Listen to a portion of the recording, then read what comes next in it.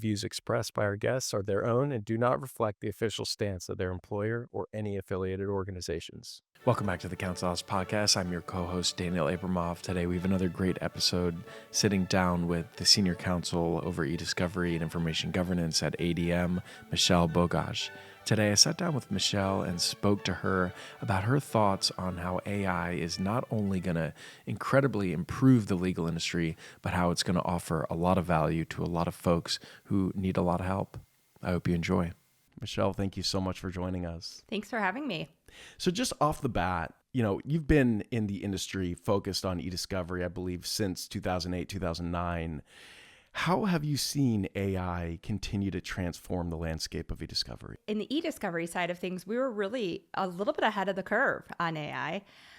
We've been using not the current form of generative AI, but artificial intelligence for a really long time now. If people who are familiar with things like TAR, and then there was TAR 2.0, and we won't get into all of the nitty gritty of that today, but that's been around for decades now at this point. And so we really started off with this: how do we build workflows to increase productivity, increase efficiency, and some of these really monotonous eDiscovery tasks, things like really first pass doc review, including weeding out junk and things like that. And have since then really been on the cutting edge of this technology, leaning into what later became known as CAL, continuous active learning. So it was sort of taking some artificial intelligence and adding a little bit of more thinking to it, right? And then into now what we have as the generative AI, where not only can the platforms identify certain types of documents or certain types of concepts in documents, but it can actually generate answers to questions you have about those documents and generate things like privilege logs and create new materials based off of what we're looking at. So the evolution, it's been, for some attorneys, I think, the evolution of AI has really looked straight up, right? It's been a really sort of dramatic increase. In the eDiscovery space, it's really been sort of a steady hill that we've been climbing. Initially, when AI was invented into the eDiscovery space, it is truly to be able to find out so many complex type of situations or data that is talking about a situation that needs to be investigated. So that would be why we beat everyone to the punch there. The irony is that the legal industry historically does take a little bit longer to move on the tech side. And do you feel like that might be picking up more and more as generations come into the legal industry? I do. I think, as you were just saying, eDiscovery really set the stage for that. But I also think that the current iterations of AI, generative AI, are really well suited to some of these specific legal tasks, more so than tasks you might see in other industries. Things like legal research, things like, picking out hot topics in depositions, things like finding inconsistencies across documents.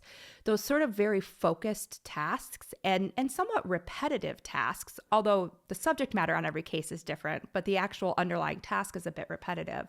AI is really well suited to that. And so I think as attorneys, we've seen the benefits of AI pretty early on. And maybe earlier than some of the other industries are seeing it. And so looking at attorneys that need to really adapt to this AI coming in, for those that might feel that they need to really bone up on everything, how would you recommend they do that? It is certainly intimidating because especially now, again, because legal has been so much on the forefront of this, every day it seems like there's a new AI tool for legal. And some of them run the gamut of doing multiple things. Some of them are very specific to one task. So this is an AI platform for contract management, or this is an AI platform for deposition summarization, right? And some of them are more of a trying to build in some matter management tools, more across the board.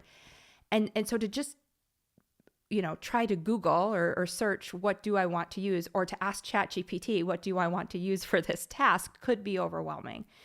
But I would say, especially for those who are unfamiliar with how the technology works, start small. Start with, don't put your bet the company litigation materials into it. Start with something like a Microsoft Copilot that helps you organize your emails.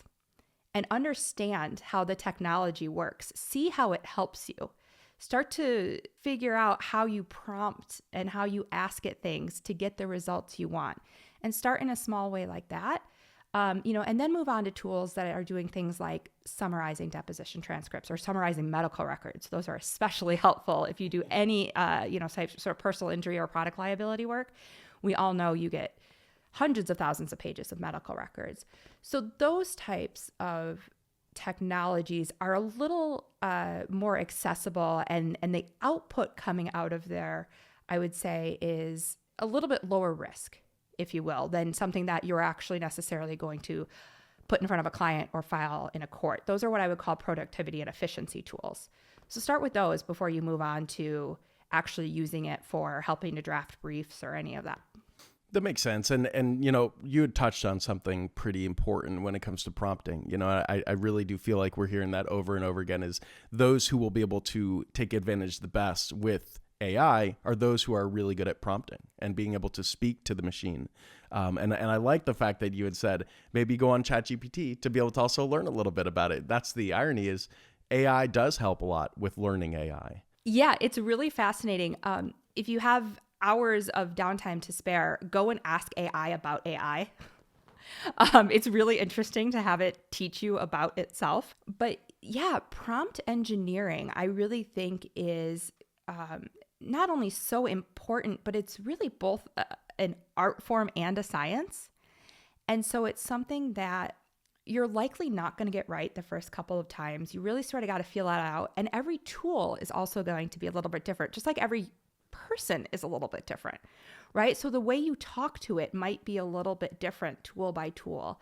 And so you really want to take some time to explore that, double check the results you're getting, think, if I didn't get the results I wanted, is that because the tool is incorrect? Or is it maybe not understanding what I'm asking it? And most of these tools are iterative. So you don't have to start over when you get the wrong results. You can say, that's not what I'm looking for. Refine your answer to focus more on X, and it will do that for you. So the more you do it, the better you're going to get. But I would highly recommend for attorneys who are using specific tools, if you're working with an outside vendor, a consulting company, anybody like that, let them help you with this, because you are the subject matter expert on your current issue, but they're the experts in running these tools. So let them help you with that prompting process. I think that's great advice. The hardest thing at times is to release some type of control in order to learn more, right? But that's the payoff. So going back to what we had talked about, looking at the legal industry, how while we were ahead of the curve in AI, we are slow to adapt to change. How has, just reflecting on past hesitations towards that new change, do you observe similar types of resistance with AI? Absolutely. And on the AI, I sort of see it coming from two fronts. There's these sort of question everybody will ask out loud, which is like, but what if it's wrong? And to be fair, we've seen plenty of instances in the news where lawyers have filed things in court, even AI experts have filed declarations that have incorrect information that has come from an AI source. So it's not a silly concern. It is an absolutely valid concern. One thing to think about is using tools that are specifically built for the purpose that you need. So if you are conducting legal research, all of the sort of traditional legal research tools now have an AI component built in on top of them. So rather than doing your legal research on ChatGPT, which is going to be more likely to give you what we call hallucinations, which are sort of this false made-up information, go to your Westlaw or your Lexis or your Bloomberg, use their function that's built in. It's overlaying actual case law, and you will have far less instances. And all of those tools actually cite back in their answers to the specific reference that they're finding the information in. So it's very easy to verify. And similarly, think about using tools that are refined. If you're talking about specifically something specific to your company, think about using tools that are confined to a smaller universe of data that they're searching. So companies are doing things like building their own LLMs these days, large language models. You can work with a vendor to essentially get your own version of ChatGPT, but it would be called whatever you're going to call it, based only on your company's documents. So if you do a lot of, let's say, M&A work, and you need to know what all of the documents in your company, all of them that have to do with this area that may be involved in this M&A, and you've built out this tool surrounding only your documents, those are the only results you're going to get. And that's a really good way to avoid sort of the technical issues that you can see with ChatGPT or really any generative AI. I think the other really big concern for attorneys that not everybody says out loud is, but is this going to take my job? And I don't see that at all. I think certainly AI is going to replace certain tasks that we do. If we're being honest, it's a lot of the tasks we don't like to do anyways. And so I think it frees up our minds to do more of the, deep thinking, more of the creative problem solving, more of the client consultation, which I think is what most attorneys, I know myself, and I think most attorneys that I talk to, are the parts of their job they really enjoy. Getting to the meat and bones of it, right? And actually understanding the universe that they're diving into instead of having to handle a bunch of different tasks with the team that maybe just to get to where you need to be to understand the case. Right. So I think we're truly living in a time where if you take advantage of the AI at your fingertips, in the beginning, it might be somewhat of a challenge to wrap your mind around if you're not already using AI in your personal life, which I recommend as well. But using this as somewhat of an advancement towards your work is the truth. And that is what I think eventually everyone will start to see more and more. I think that's right. And, you can even equate it, go back maybe 30 years now. There were attorneys who refused to use email because they just thought, well, there's risk with security. I don't know what's happening when I hit send. Where does it actually go? Could you imagine now if you wanted to hire an attorney and they said, I don't do email? Right? You would laugh and you would walk out of their office. You would never hire that attorney. And quite frankly, I think that's where we're going with AI. I agree with that. And you can make the same case looking around society, advancements towards everything from cars to stores to technology. You do have to continue to move with the times. And especially in the beginning, it's going to be a little tough, but to find those valuable gems within the process of having to learn some things, that I think is the ultimate challenge, to learn sort of new tricks. But the irony is AI actually allows you to accomplish so many more things that you ever would have been able to. That's exactly right. Which, for those of us who have already jumped on the train, it's very exciting. And so, we're talking about all areas of AI. When it comes to the ethical challenges that can arise within the integration of AI, what are some of those ethical challenges that could happen? None of these ethical challenges are new. They're all similar ethical challenges that we have faced in the past and that really the model rules already sort of account for.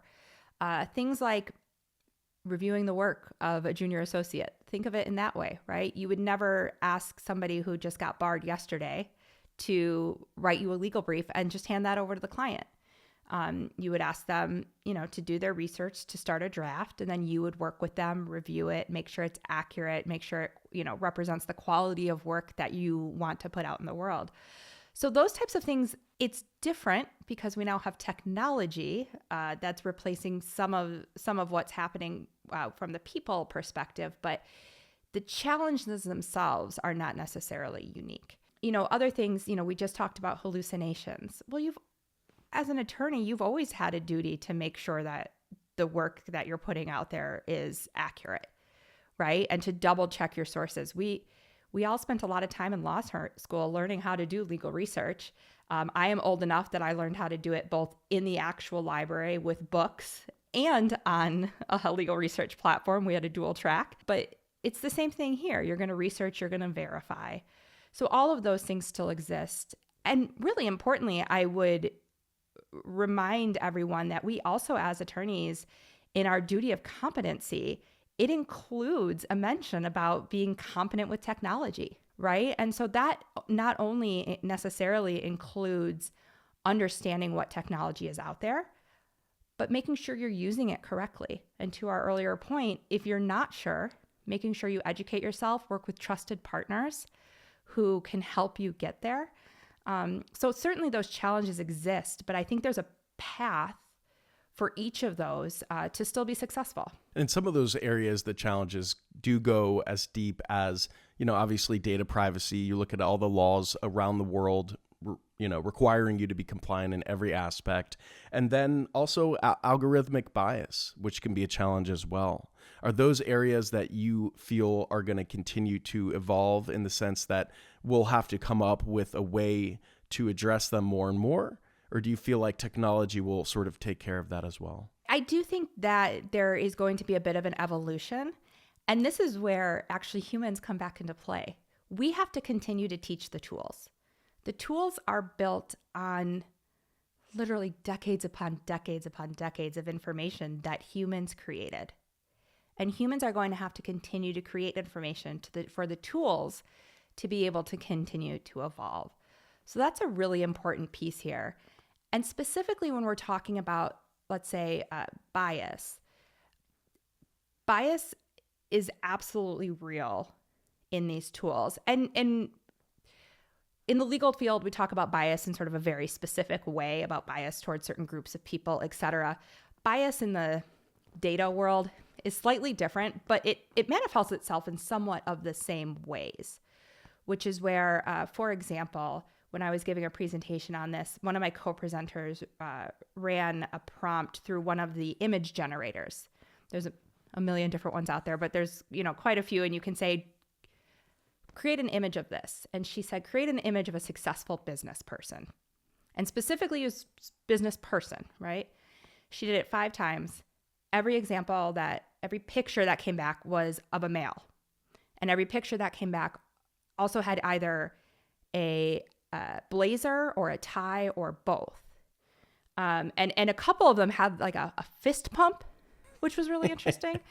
But when you look around the world at successful business people today, obviously, we have plenty of female successful business people, but even the suit and tie thing isn't really, accurate anymore, especially when you look at really the tech world, right? Nobody's wearing suits and ties in the tech world. So there was a bias there that the tool got from the data it was building upon. So that is real. And I think the way to sort of address those biases is, number one, review the work and review using multiple sources.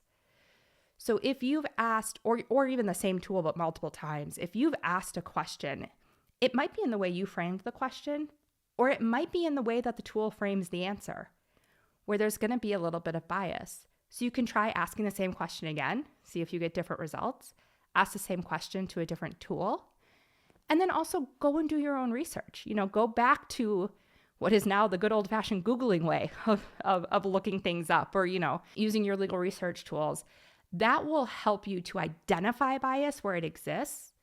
And then again, as we continue to train the tools with more prompts, with more information, hopefully some of that bias will get eliminated in the process. I think you hit on that perfectly, because it is two sides to it, right? You do, and it goes back to prompting, how important that is, how you're basically delivering the directions, and the answer that you're going to get, really, a lot of it does depend on what you ask. But then on the flip side, it is the data that it's taken in the last 20, 30 or plus years, right? So it does only know to say a male with a suit is going to be the successful one, when the reality is every year it seems like the world is changing. And so it makes perfect sense that the more data that these machines pull in, the more realistic and potentially less bias you'll have to deal with. Absolutely. We also see, not so much in the specific legal tools, but in the open source, readily available sort of free versions of tools, we'll see a lot of bias when you're either using foreign language prompting or searching a more heavily foreign language set of documents. And that's because right now the majority of the internet, which is what these tools are trained on, is in English. And they do a good job of translating, but again, they're basing their knowledge off of a universe of English language documents. That's only going to continue to get better as we continue to feed more information into the internet that this is built off of. As humans continue to feed this That's information. right. We had talked initially about how AI in the legal industry will not only serve the purpose and the rights of the folks in the legal industry, but potentially the rest of the world who might be in a situation of where they can't receive the right help that they need, whether through cost or just opportunity. Looking at AI from that lens, do you find that it's going to get easier for folks to be able to deal with legal situations? I do. And truthfully, this is one of the areas I'm most excited about. I come from a background of really wanting to do some nonprofit work, and I did some various stints in nonprofit legal work. And there are so many opportunities now to help folks who have historically been excluded from the legal system, either by cost or even just, by fear or misunderstanding. There are a million different legal aid organizations across the US and really across the globe doing really great work. But even just connecting them to the people who need their services has historically been tough. People either don't know they exist, they don't understand maybe what they can help them with, or maybe they think, well, I make some money, so I probably don't qualify for free legal services, or I don't live in an area where free legal services exists. And I think having these tools that are making things more accessible only makes those programs more accessible to people. I absolutely don't think it's going to, replace lawyers who work at legal aid or nonprofit organizations, but I think it will help direct people to them. I also think it is extremely good, for lack of a better phrase, talking like a human. And lawyers aren't always good at talking like a human. We are so caught up in our day-to-day discussions about the law that we talk about them in a way that non-lawyers don't always understand. Even something as simple as if somebody comes to you and says, what's the first step in the legal process? My answer would likely be to file a petition. What does that mean? Right. Who do I file it? What do I file? What is a petition? I signed a petition, to whatever that somebody was, getting people to sign at the grocery store. Is that what you mean? Right? So even something that to us seems very simple can just be, if you've never been involved in the process before, can be intimidating. And so to have these tools where anybody can go and say, what is the first step in a legal process? The tool will probably give them that, the same sentence I just said, file a petition, and then it will go into detail about what that actually means. And they can say, can you give me an example? And it can give them examples. Amazing. Yeah, and I think just breaking down those barriers of how people understand the legal system would be incredibly helpful. And then really, if we can find a way to then funnel those people and match them with the right organizations, all of a sudden we've got a really incredible shift in access to justice. A true network of folks that want to help each other. And on top of that, understanding how to start the process. But I envision a world potentially where we will have attorneys supporting, but everyone will be a lot more educated as to what needs to occur, and things will move quicker, I think, and people will get the right help they need, which is amazing if you really think about that. I think that's right. When you were looking at things that are seemingly simple to some lawyers, let's say, for example, a divorce where maybe there's no joint property, maybe they rent an apartment, maybe they each own their own car, there's no joint property, maybe there's no children, and it's both parties are agreeing that they want to, get divorced to move on with their life. From a legal perspective, it's a fairly simple task. It's, a set of paperwork that looks pretty much the same on every case. And it's, then just making sure that it gets filed correctly with the clerk of court, which depending on your clerk of court, is its own adventure. And, making sure that you're following up and getting dates set for your hearings and making sure that you're getting all the supplemental information. And really, that is something that a tool like we're talking about can walk somebody through every step of that process, right? And maybe even help them with the e-filing, and maybe even help them. Sometimes you have to in certain jurisdictions, you have to ask for court dates. They don't just give them to you. So things like that. There are areas that I think it absolutely could really walk people through the entire process with some minimal assistance from either, an attorney that they go see or somebody that even, a lot of organizations now have attorneys that they'll staff in the courthouse to help people. And those attorneys would be able to help a lot more people because they would be able to sort of set them up with this process, help them review what the process gives them, but not be sitting there filling out the forms for them like they do now. Right. It sounds like a lot more people will get help, and maybe the courts will be a little more busy. Maybe there'll be more courts. Maybe there'll be an AI court. It sounds like the future is really impossible to tell, but obviously really great things will come out of this. I think that's right. And we're going to see, I think, an increase in the number of filings that we see sort of across the board in all types of courts. Quite frankly, maybe even in things like probate filings, right? Like there are people now who have wills and trusts and estates that didn't already, because we've had some legal technology helping with those things already, but that's only going to get more advanced and easier to access and quite frankly, I think less expensive. Some of the really good tools that previously existed could be a little bit out of range for some people. And so really every area of the law is going to, I think, see increased access, but that's not a bad thing. No, that's how it should be. You look at all industries, and all industries typically focus on how do we get things moving quicker so that everyone's happy and everyone's taken care of. The legal industry, obviously, there's so many risks, so much red tape. It's a good excuse to not move quick. But I think we're running out of excuses. I think AI is going to be pushing everyone to a point where you got to, at the bare minimum, you've got to make your workload easier and those you work with by using AI. I think that's right. I do think we're going to be at a bit of a tipping point where, like you said, we're going to be out of excuses. And we're just going to have to get on board. Well, I think it's already happening for sure, just by the looks of how the legal industry is moving. Looking ahead, how do you envision the role of AI within legal department? It's exciting, no doubt. I think that, again, it is just going to continue to evolve. And the more we work with it, the better it's going to get at helping us. And it's going to take away or help us with so many of these tasks that we groan about, right? The tasks that you're like, oh, for example, for me as in-house counsel, one of the things I have to do on a regular basis is review the invoices from my outside counsel. Really not my favorite task, but absolutely needs to be done. Yes. It's an important task. Absolutely.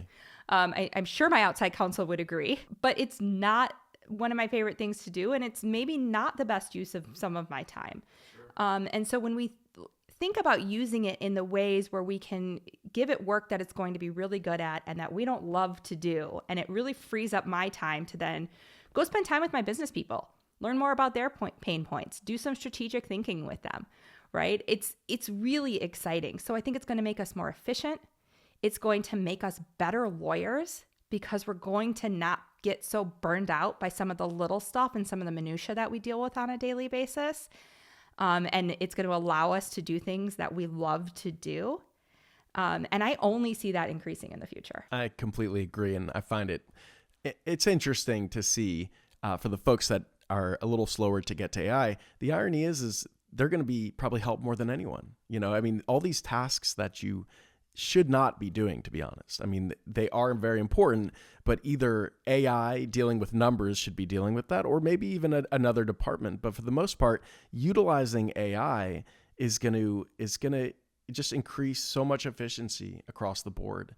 And I think just the fright that comes from folks looking at this on the outside is they just haven't gotten their feet wet, which I think is something they should do.